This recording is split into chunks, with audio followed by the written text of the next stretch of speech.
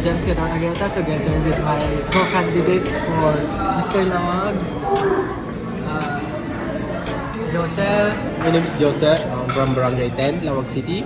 Joseph Aguilan from Barangay 45, Tangi, Lawag City. I'm Clean Isidro Baldasanos, Barangay 2, Lawag City. From Barangay 18. Ilokandia.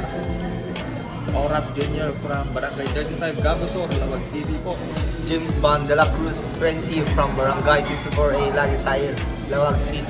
See you guys! See you guys!